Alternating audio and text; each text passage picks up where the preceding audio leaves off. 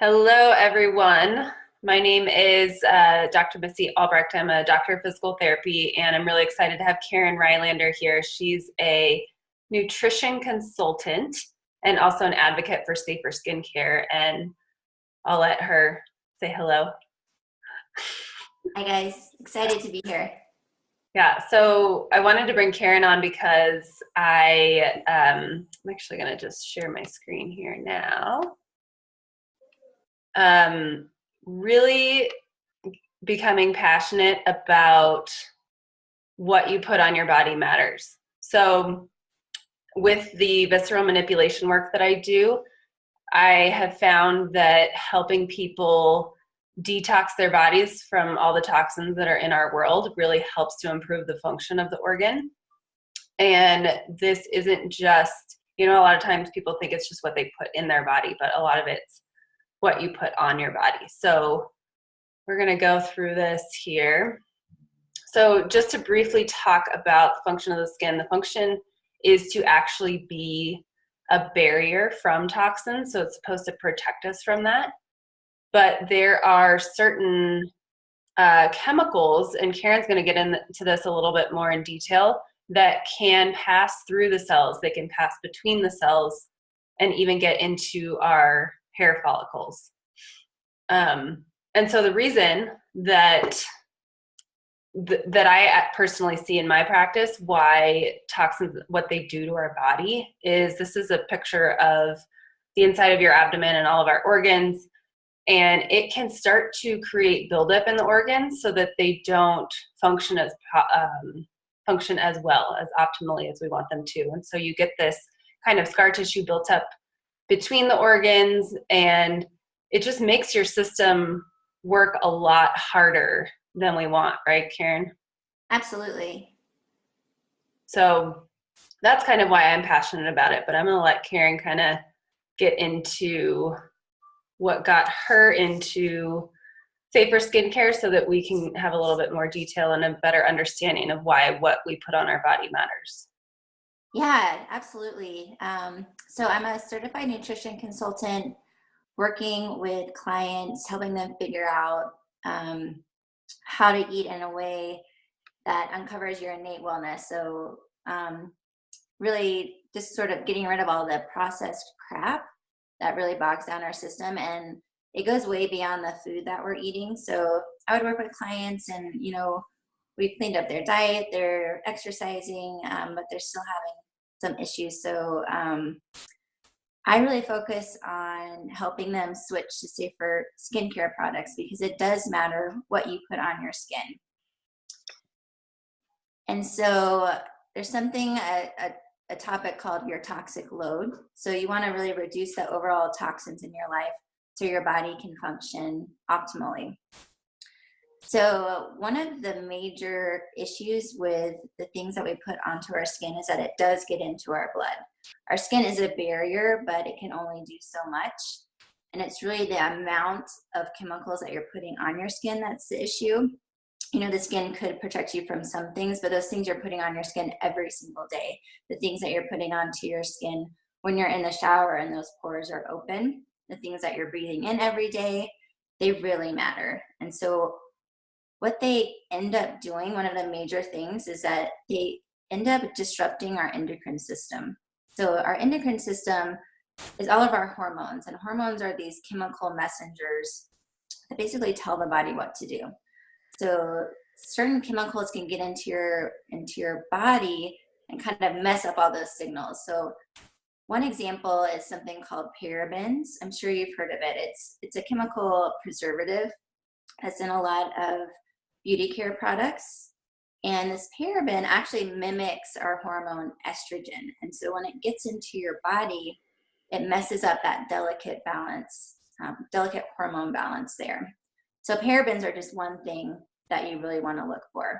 Missy, I don't know if you've ever checked your labels on your body care products. Have you seen that word before? Oh yeah, I feel like when I started to look into the toxins when I was having the chronic fatigue issues, it was unbelievable how many parabens and just how many chemicals that I had no idea what they were, what they meant were on there. So And that's affecting male and female hormones, correct?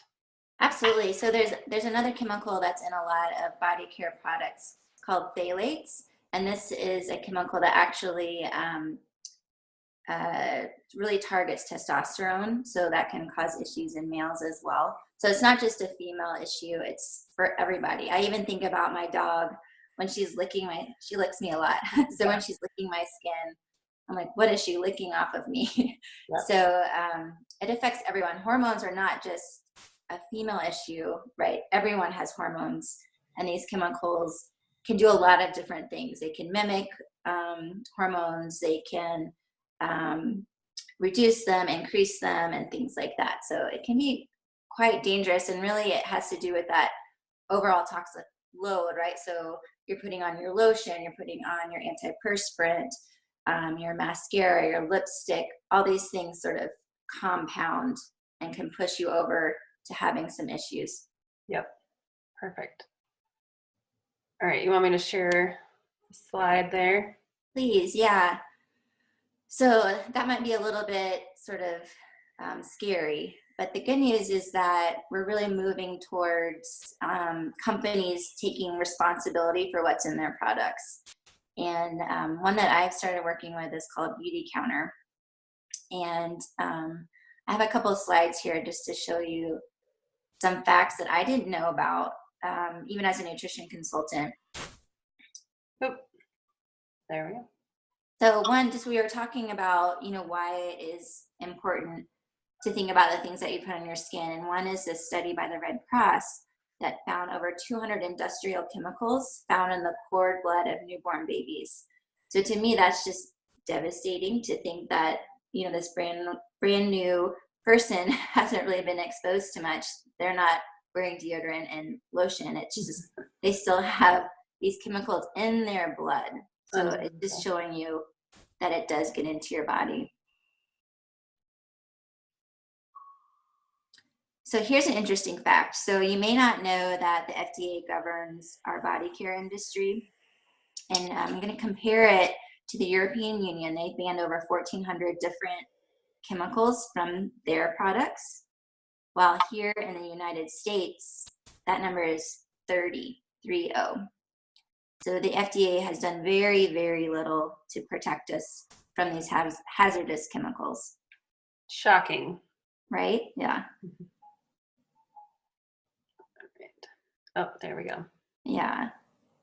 Which is crazy just because I feel like Europe always seems to be ahead of the game when it comes to health stuff. We should always kind of follow suit. Yeah. So here's another fact that I found very shocking. There hasn't been a major law passed regulating the cosmetics industry since 1938. And so if you think about how many chemicals have been introduced into our society, into our foods, into all of our products since 1938, this is just, it's kind of terrifying. I mean, on the one hand, I think we all know that the FDA is not really looking out for us, and that's why you really need to do your own research. But on the other hand, 1938 was just completely just shocking to me. That's a long time ago. Yeah. So here's something, if you take one thing away from what I'm talking about today, is that when you see that term fragrance in your body care products, also in kind of covers natural flavors as well in your food products. But this is a way that companies can sort of hide their proprietary information about how they create a product. And so they don't have to tell us what that fragrance is. So my cousin, her little girl has asthma, and she had contacted me because her husband was using some body care products, and it was triggering her daughter's asthma. So I contacted the company that she was using, and I was like, we really need to know exactly every ingredient in your products so we can figure out what's triggering her asthma. And the reply I got was that it's proprietary information, and they wouldn't tell me. So the takeaway there is that this word fragrance, if they're not going to tell you what it is exactly, it's most likely something that's not good for you. And a lot of times it is that phthalates that I was talking about earlier. that can be an endocrine disruptor. Which is, yeah, that's so crazy that they can't share that information. Mm-hmm. So as I mentioned earlier, I started working with a company out of California called Beauty Counter. They're from Santa Monica. And their whole mission is to create products that are safer for us. And so they go above and beyond what is necessary by the FDA. So that number I mentioned earlier, 30, the number of ingredients banned by the FDA, Beauty Counter goes even above and beyond the European Union standards. It bans over 1,400 different potentially harmful chemicals from all of their body care products. This is just a short list of some of them, some of the top ones that you really want to look out for. If you have any questions about this, we'll put a link, and they have a lot of great information on their website. But you can also go to, I don't know if you guys have heard of Environmental Working Group. It's a nonprofit. Here we go. Thank you, Missy. You're welcome. This is a really great resource. This is where I send all my clients first. I say, go here, do your own research, put in the products you are using right now, and it will give it a safety rating. So ewg.org/skin deep. Go there, see what they say about what you're using now. If you don't like what you see, check out some of the safer products from Beauty Counter. Perfect. So where do you start? So this can be sort of overwhelming. I like to think about it. What are you using every single day? What are you putting on your skin, even multiple times a day? So hand soap, right? That's something you're using a lot. Lotion. Those two I would definitely start with. Your shampoo and your conditioner. If you're using nail polish, absolutely anything on your child. As I mentioned, a lot of those chemicals are endocrine disruptors. And so disrupting the hormone balance, that can be particularly devastating to a developing child. Hair dye, fragrances, deodorant, anything that you're using every single day. What do you think about that list, Missy? I think those are a great place to start. And I think the biggest thing to share with people is that it's a process. It can be very overwhelming, and I've had days where I just like throw everything away, which is good. But like, for example, I don't know your opinion on this, but I just started looking into water filters for my shower. Oh, yeah. So I just feel like there's so many different levels, and just telling people, you know, it make it a journey, and just start to get to know some of those chemicals that you want to definitely avoid, and starting with this list. Yeah, absolutely. Just pick one thing to start with. Yeah. Any little small change is going to be helpful. Definitely. So along the lines of, I personally use the Beauty Counter makeup, and I love it. I feel like makeup, they've had essential oils around for a really long time, and people were making their own shampoo and that kind of stuff, but makeup was a hard thing. I would say makeup and sunscreen were really hard things to find that were natural, and that you knew that someone had put the work into. So it's really, I love the Beauty Counter stuff. And then just to briefly touch on some of the essential oil stuff, if you are a DIY person, there are a ton of different recipes that you can make for counter spray, window cleaner. And you don't really think of those necessarily getting on your skin always, but when you're cleaning stuff, it can get in your body. When you're breathing it in, it can get in your body. But even lotion, you can find lotion recipes. And then doTERRA is the purest essential oil company out there that I've found. They also make stuff. So if you're not really into making your own stuff, they have laundry detergent, hand soap, this cleaner concentrate. So even just, I mean, I feel like we wash our hands so many times a day.